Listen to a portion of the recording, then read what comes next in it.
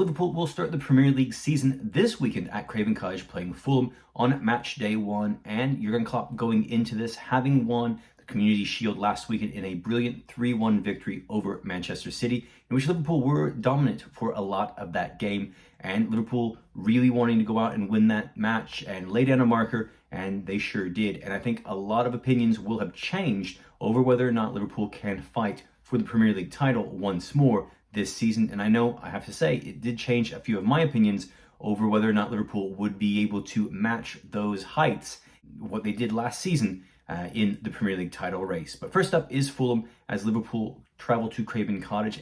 So some injury worries for Jurgen Klopp going into this game. Most notably, Alisson Becker suffering from an abdominal injury he sustained during pre-season. He missed all but that first game against Manchester United in the pre-season build-up, and also missed the Community Shield with that injury. And the idea is that he will be back for the game this weekend against Fulham, although at the moment there is no confirmation if he will actually start that match. The good news for Liverpool is, well, even with Craven Cottage out with an injury of his own, Liverpool can count on third choice Adrian, who rose to the occasion in the Community Shield and helped Liverpool secure that victory. There's not too many Premier League teams that have a third choice goalkeeper who can step in and make some important saves. Adrian, I thought, was very good against Manchester City, but he did save a number of shots and really was good throughout the game during the Community Shield. And if Liverpool need to call upon him against Fulham, newly promoted Fulham, then I think that Liverpool won't have many issues there at the back. Now, Diogo Jota is also missing in action.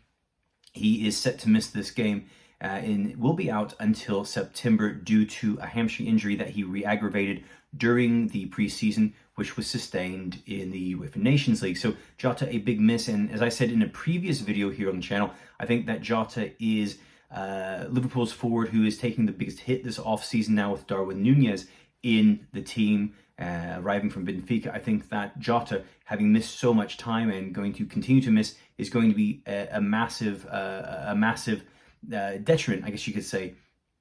Jota, all this time that he's missed, is going to be a massive detriment to him trying to get back into that Liverpool team. But, you know, you could say that when he returns in September, it'll almost be like having a new signing and a bit of fresh legs after he comes back from that injury. Now, Naby Keita has been suffering from an illness recently, and he is still, according to reports, suffering from that illness, but could be back in time for the match with Fulham this weekend. I assume that Jurgen Klopp is going to stick with the same midfield three that started the match against Manchester City in the Community Shield, with Fabinho, Jordan Henderson, and Thiago playing. And of course, Harvey Elliott, James Milner, and Fabio Carvalho will be on the bench to play if Naby Keita isn't available. So I don't think there's much of a worry there for Liverpool going into this game with Fulham. Curtis Jones also suffering from an injury. He has been recently spotted wearing a moon boot and using crutches to get around. So right now it looks like Jones could be missing this weekend as well due to this mystery injury that he has sustained. Ibrahim Konate also suffering a bit of a knock. He incurred it during Liverpool's 3-0 surprise preseason loss to Strasbourg last Sunday. Of course, it was a game in which Liverpool had numerous changes and first choice players making the squad for that game. Konate suffering a bit of a knock, as I said, was taken off as a precautionary move in the game. And of course, it looks like we're going to see Virgil van Dijk and Joel Matip pairing up again. They were brilliant against Man City, and they'll pair up again against Fulham. Kostas Tsimikas also dealing with a knock that he suffered in Austria. He could be back, even though Liverpool are not rushing him. And Alex Oxlade-Chamberlain suffering from a serious hamstring injury that he suffered on the Tour of Asia. And he is, it looks like, going to be out until October. So that is a big blow for Liverpool. And again, a lot of reports out there claiming that Liverpool are going to dip into the transfer market and get a midfielder because of that Alex Oxlade-Chamberlain injury. But again, I say, that is not going to happen. Liverpool are satisfied with their team. And if you've seen Fabio Carvalho and if you've seen Harvey Elliott play this preseason, then you'll know that Liverpool are set to keep those players in the team and not bring someone else in to block their progress and their development. Now, Liverpool have not played well against Fulham in their last two matches. Back in 2021, when Fulham were last in the Premier League, Liverpool failed to beat the Cottagers. Liverpool went to Fulham drawing 1-1 before losing 1-0 at Anfield later in the season in March during that torrid time that Liverpool had in which they couldn't buy a win at Anfield.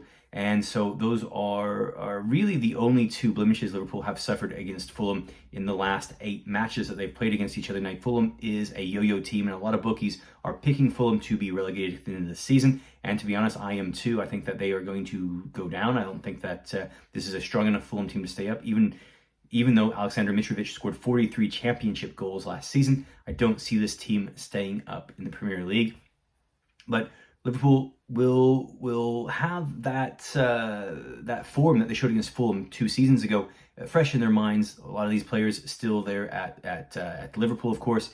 And Liverpool, though, those results were the result of Liverpool's poor injury record that season. Of course, we lost Virgil van Dijk that season. Joe Gomez went down with an injury. Joe Matip went down with an injury. And Liverpool were relying on Ozan Kabak and Reece Williams and Nat Phillips in defense. And even though those players did come good by the end of the season, there was a time where Liverpool just struggled through the campaign. So Liverpool, really a different team going in against this Fulham side, and a team that should be able to pick up a win at the end of full time. And I think Liverpool should be able to get a number of goals past a defense or a Fulham defense who, though good in the Championship, is not a very good Premier League quality team. And if you've got players such as Tim Ream still kicking around in defense, possibly starting on Saturday, I don't think this Fulham team is going to be very good at keeping out a number of goals. And I fancy Mo Salah to get on the score sheet against Fulham. He was brilliant against Man City. He was lively, picked up an assist and a goal, and I think he's going to get on the score sheet for Liverpool in this game.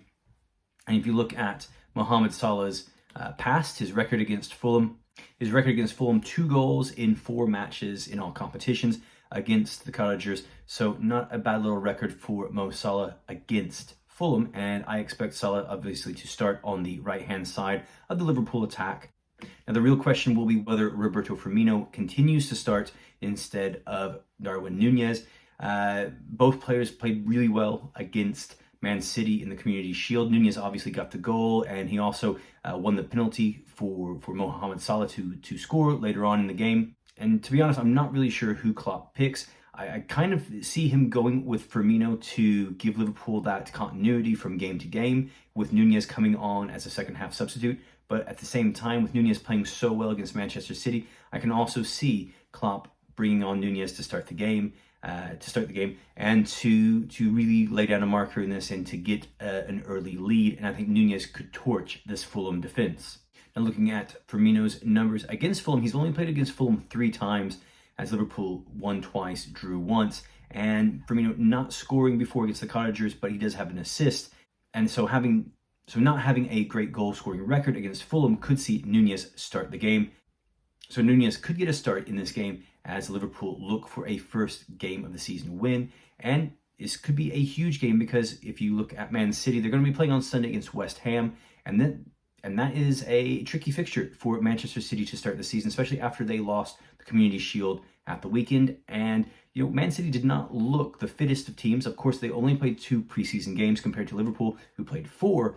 But this was a team that really looked like they ran out of petrol during that game, ran out of juice during that game about the 60-minute mark. And although there was a chance for Erling Haaland to score late in the game, he just couldn't put it away. And there were players such as Jack Grealish who really struggled once more. So this could be a game for West Ham. Remember, West Ham picking up that draw at the end of last season that continued to give Liverpool hope that they could win the Premier League title. So City could slip up early on, but as we know, City do pick up a lot of steam towards December time, and they have been slow starters over the last few seasons. So hopefully Liverpool can get a good start to the season with a win over Fulham. I predict them to do that. 3-0, 4-0, and Man City hopefully will drop points at West Ham. All right, guys, let me know what you think of Liverpool coming into this season and this game against Fulham at Craven Cottage on Saturday. Let me know in the comments below. Thank you to everyone who has been commenting lately and subscribing to the channel. Really appreciate it, guys. And if you haven't subscribed to the channel, please consider it and help me grow this channel to be even more. Also, if you can, share this video on social media and help me grow the channel even more. And I will see you guys here next time on Liverpool Reds FC Blog.